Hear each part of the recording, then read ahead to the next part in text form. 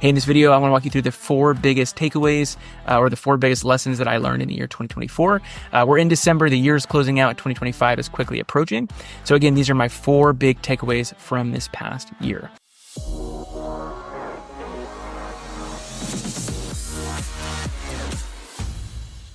Number 1, building intentional systems and processes into my business. Maybe you're a business owner, maybe you're a church pastor, maybe you are a nonprofit leader. Regardless, building intentional systems and processes can help you to grow and scale. When we first started our agency years ago, everything was one at a time. There was one website at a time, one logo at a time, one print design piece at a time, one email at a time. And so everything was very manual. Today, so much of what we do is automated. And so we have really good templates for email templates. We have lead nurture and lead follow-up automation sequences that are all set up to where if somebody's interested in purchasing a product, but we don't hear from them again, we can drop them into an automated funnel. And then they're reminded of us once a week or once every couple of weeks, depending on the client or depending on the lead. And so there's really good systems and processes that we've set up from lead acquisition to lead nurture to fulfillment to delivery to client resell and client upsell.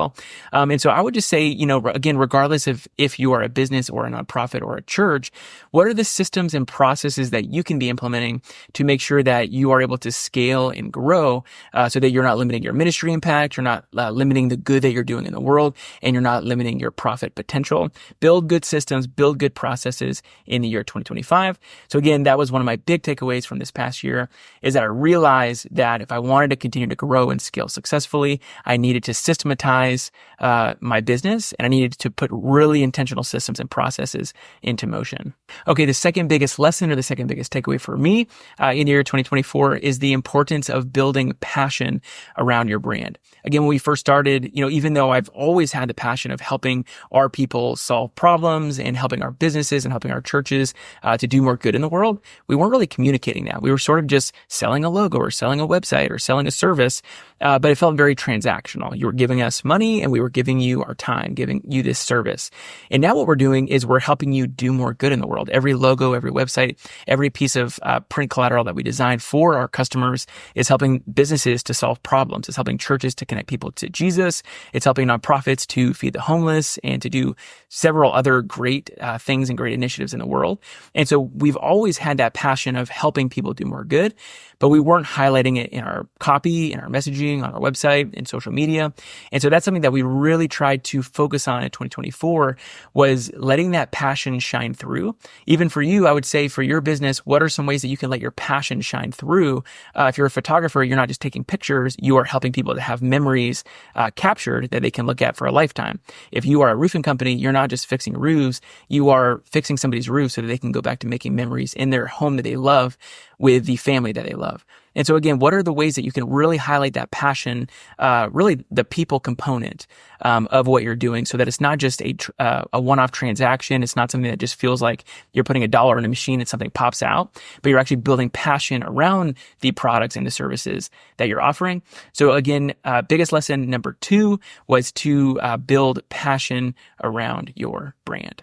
Okay, the third biggest lesson that I learned in the year 2024 was how to overcome slow seasons. Seasonality is a thing in business. You have sometimes where you have peaks, sometimes where you have valleys. Some months profits are booming, and some months you are wondering where all the leads are. It feels like all of the sales have dried up. And so what can you do to combat those slow seasons? And so what we've been doing for the past couple of years, but especially this year, we really honed in on it and we're really intentional with a strategy for it, is trying to overcome and combat those slow seasons.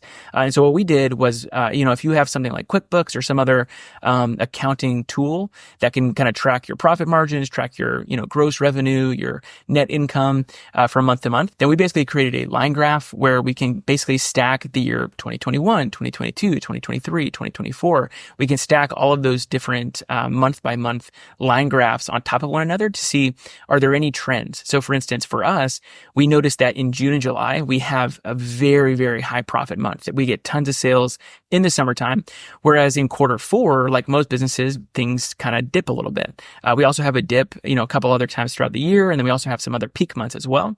But what this helped us to do is to figure out we're going to have probably, predictably, some slow seasons or some slow months. And so what we're going to do is run some sales to combat those slow seasons. And in the year 2024, that's what we did. We offered intentional sales for like 20% off this product or a free logo if you purchase a website, et cetera, during those slower months. And what that resulted in was a much more predictable, a much smoother line. So if you look at our profit margin line for this whole year, month to month, it's a lot more predictable. It's not up and down like it has been in the past. And so for you, again, whether you're a church that maybe experiences a lower amount of giving or a lower amount of attendance on Sunday morning during certain months of the year, or if you're a nonprofit that also experiences kind of ups and downs from month to month in terms of giving or partnership, or a business who maybe has experienced lower months in terms of leads that are being acquired or generated or profit margin or something like that, then you could stack your year by year line graphs on top of each other. What are the trends? Are there peaks? Are there valleys? And then during those valleys, you could run a sale, you could offer a promotion, you could just be more intentional with your marketing strategy to combat that slower month. So again, that's number 3, the third biggest lesson, how to combat slower seasons in our business. And number 4, the final biggest takeaway for me in the year 2024 is that custom always beats cookie cutter. It's something I've always believed in, but especially this past year in the year 2024, I think it's more true than ever. People don't want a logo that looks like somebody else's logo. They don't want a website template that is a template because it's going to look like 100 other templates. And really, regardless of what kind of business you offer or what kind of ministry you are, what kind of church you are, you could probably find some ways to apply this yourself as well. It's better to be intentional and to do something custom than it is to copy somebody else or have something that's cookie cutter or something that is templated. So build something intentional. The fact is, if you're a church, you have a different denomination and demographic and geographic region than other churches. So you shouldn't be using a Squarespace template or a Subsplash template or a Wix template or something like that other churches might be using for 2 reasons. Number 1, it's not built for your demographic and denomination and geographic region. But number 2, it doesn't have any intentional strategy. It doesn't communicate your marketing or your messaging or anything else that is specific to your brand.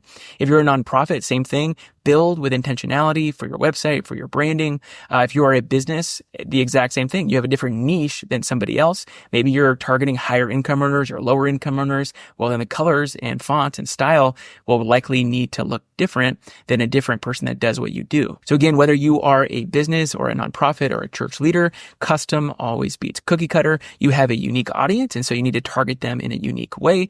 Be intentional with your strategy. You need to be thinking through, what are we trying to achieve with our branding strategy, with our website strategy, with our marketing strategy? What are some ways that we can communicate our messaging effectively for this specific target audience? How are we deploying marketing principles and marketing techniques that are actually going to get us more leads, get us more clicks, more downloads? And then what are we going to do to give them a great experience so that when they're on their website, they're not getting bored, they're not getting distracted, they're not checking out or going somewhere else, but actually everything that they're looking for is easy to navigate, it's easy to find, there's no friction. And so again, this can be applied to branding, this can be applied to website, and probably so many other things as well. Custom always beats cookie cutter. So there you have it. Those are my 4 big takeaways from the year 2024. I'd love to hear yours as well. If there was any lessons that you learned, maybe the easy way, maybe the hard way, this past year, go ahead and drop that in the comments. What is your biggest takeaway from this past year from 2024? Or what are you the most excited about tightening up or changing or optimizing with your business, your church, your ministry, or your nonprofit in the year 2025? If you don't have an intentional website strategy and you just don't know where to start, maybe you can't afford to hire a website designer, but you would love some sort of just free tool to kind of help you navigate through some of the main things that need to be on the homepage of your website. We have a free resource called the Blueprint for the Perfect Website. You can get it at richie-creative.com/blueprint. It basically lays out the top 9 components that you want to make sure that you're employing and deploying on the homepage of your website to get more clicks, get more leads, to nurture them over time in a really effective way. So again, these are the top things you want to include on your website. You can get this free PDF resource, the Blueprint for the Perfect Website, at richie-creative.com/blueprint. Well, 2025 is quickly approaching, and I'm excited for what lies ahead of all of us in the new year. If I don't see you until then, Merry Christmas, Happy New Year. Remember, you can't use up creativity. The more you use, the more you have. Stay creative, and we'll catch you next time.